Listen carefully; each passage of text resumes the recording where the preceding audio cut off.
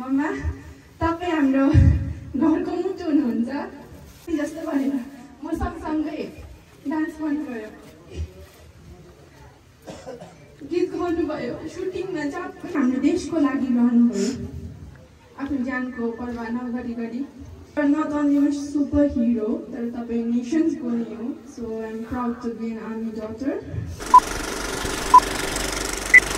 शिवानी शिवारो मेजर फेबुलो सबैलाई आज हाम्रो गुरुङ परिवारमा जो हाम्रो दिपेन्द्र गुरुङजी हुन्छ, साथै श्रीमती रञ्जना गुरुङजी हुन्छ, उहाँको वैवाहिक जीवनको 25औं वर्षगाँठ हामी भव्य रूपमा पालन गरेछौँ। यसरी नै उहाँको जिन्दगी परिवारको जोडी जस्तै सदा यसरी नै बलिरहोस् भन्ने हामी गुरुङ परिवार शुभेच्छा अनि शुभकामना टक्राउँदछौँ। दिपेन्द्र गुरुङज्यू अनि रञ्जना गुरुङज्यूको छोरा र छोरी यो उमेरमा आइसकेको छ जसले चाहिँ हाम्रो आफ्नो मातापितालाई भगवान सर सम्झिन्छ। आज उहाँको 25 वर्षगाँठमा उहाँले आफ्नो मातापितालाई कसरी संस्कार गर्नुपर्ने, कसरी पुज्नुपर्ने भन्ने कुरो उहाँले आज गरेर देखाउँदैछन्। यसरी नै सबै हाम्रा आउने भाइ बहिनीहरू पनि यस्तै गर्दै गयो भने हामीलाई लाग्छ कि भविष्यमा आफ्नो मातापिता कहिले पनि वृद्धाश्रम बस्नु पर्दैन जस्तो लाग्छ। आजको प्रोग्राममा सर्वप्रथम हाम्रा लिसु अनि हाम्रो छोरी बहिनी यसले आफ्नो मातापितालाई गीत प्रज्वलन गरेर गर्नुपर्ने कार्य जस्तै अब आम मातापिताको घोडा गएर पानी पिउनु भन्छ नि क्या, त्यसो त अब पहिला पुरातत्व कालमा थियो, तर अहिले पनि हाम्रो संस्कार छ। यो संस्कारलाई बचाइ राख्नुपर्छ भन्ने चाहिँ हामीले सोचेका छौँ। यो जगाएर गर्नुपर्छ हामीले भन्दै आजको यो प्रोग्राम मेरो छोरीलेबाट सुरु गर्नु।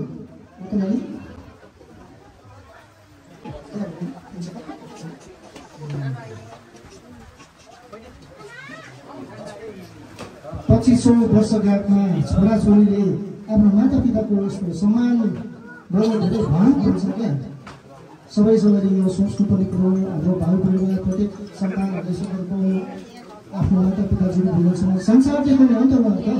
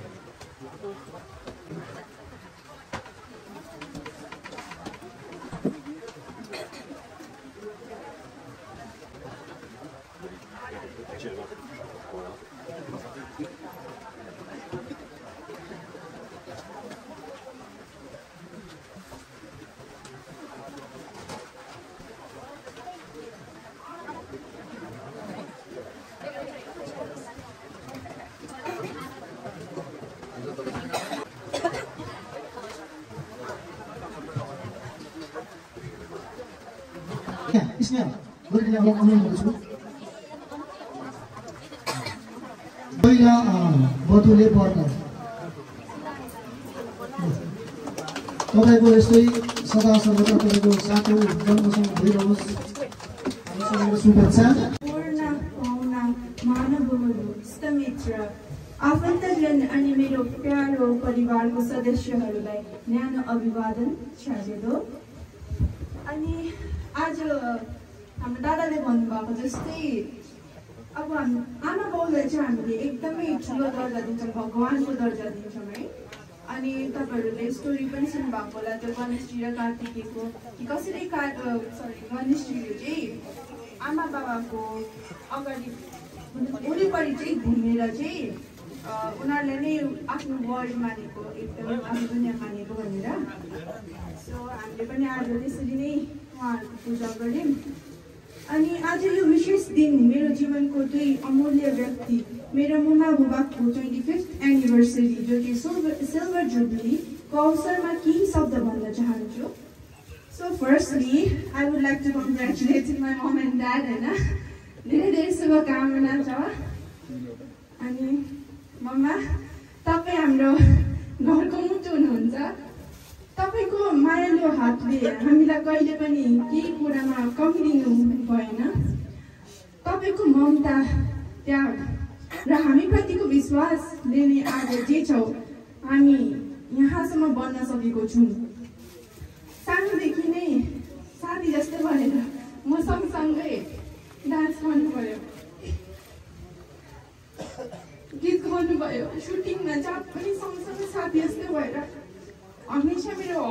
बनिनु भयो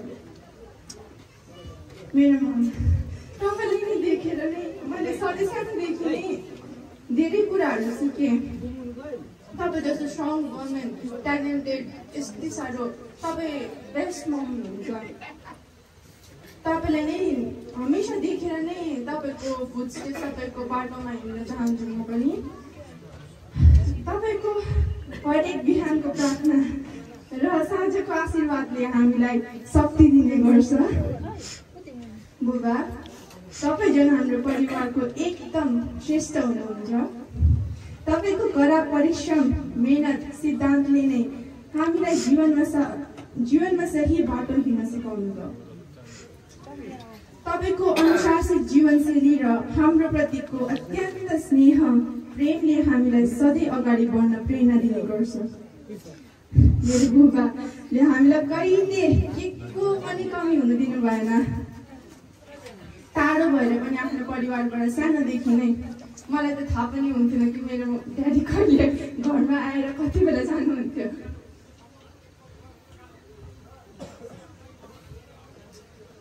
सानोदेखि नै हाम्रो देशको लागि लड्नुभयो, आफ्नो ज्यानको परवाह नगरी कि कहिले आफ्नो परिवारलाई दुःख नहोस् भनेर।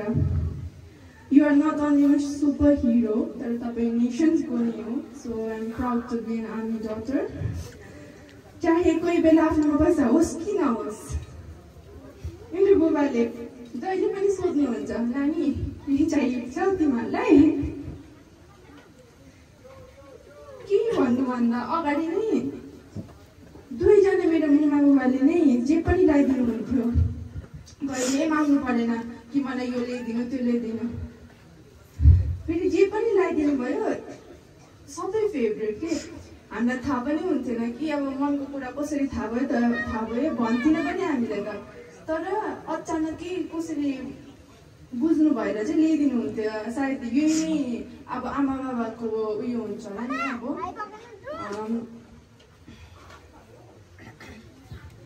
अनि मेरो रोल मोडल चाहिँ दुवै मेरो आमा बाबा नै हुनुहुन्छ।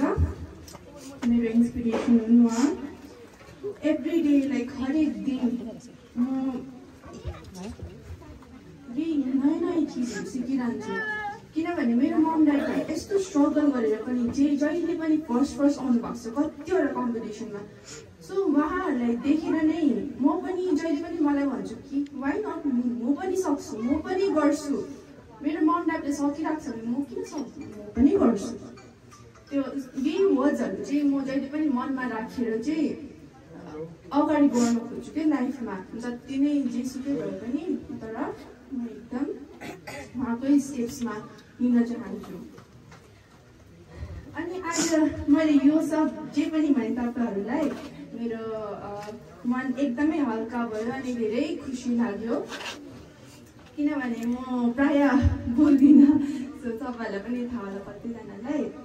अनि अलिकति बिजी सेड्युल भएको कारणले गर्दा पनि मैले स्पिच लास्ट मोमेन्टमा प्रिपेयर गरेको। सो अलिकति चाहिँ हेर्दै भन्नु पऱ्यो, किनभने म मिक्स बोल्छु कि इङ्ग्लिस नेपाली हिन्दी मिक्स्ड हुन्छ। सो म चाहिँ जति सक्दो नेपालीमा भन्न चाहन्थेँ।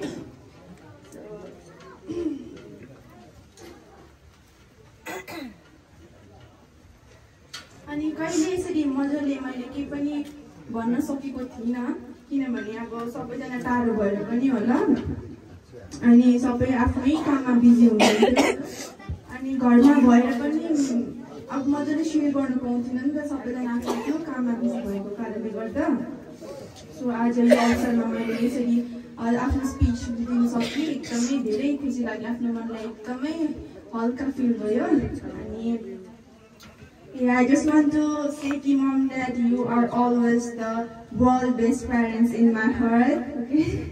And I'm really blessed to have you. अनि धेरै समय नलिँदै अन्त्यमा आजको यो खुसीको क्षणमा हामीसँग उपस्थित भएका शुभकामना दिनुहुने पाहुना महानुभावहरूलाई हृदयदेखि धन्यवाद व्यक्त गर्न चाहन्छु। Thank you. मेरो नानी दीपाञ्जली गुरुङले जो तपाईँलाई वक्तव्य भन्नुभयो मेरो बारेमा हैन, त्यसको लागि नानी छोरीलाई पनि धेरै धेरै धन्यवाद। त्यति राम्रोसँगले हैन नानीले हाम्रो प्रति जो सजालेको छ हैन, त्यो धेरै राम्रो लाग्यो। यसरी नै म हर मान्छेलाई, हर व्यक्ति, हर आनेवाला भविष्य पिँढीलाई म यो भन्न चाहन्छु, हामीले यो परम्पराहरू चाहिँ हमेसा राखेरौँ भन्ने। एउटा नानीहरूलाई मेरो चाहिँ यो छ भन्ने चिज छ, नराम्रो बाटोतिर नलागोस्, राम्रोसँगले गरोस्, गाउँ समाज राम्रोसँगले हेरोस्, फल्नाको एउटा हेरेर नै मान्छेहरूले उदाहरण दियोस् भनी अरू यो राम्रो बाटोमा मार्गमा जाओस् और राम्रोसँगले हाम्रो गाउँ घरको नाम अनि समाजको नाम सबैको नाम एकदम प्रख्यात गरोस् देश विदेशमा। और आउनेवाला पिँढीलाई चाहिँ विशेष गरी यही भन्न चाहन्छु। बाँकी ज्यादा तपाईँको समय लिनु जान्न, ज्यादा भने समय पनि भयो हैन, यति भन्दै म आफ्नो सानो वक्तव्य समाप्त गर्छु। धन्यवाद।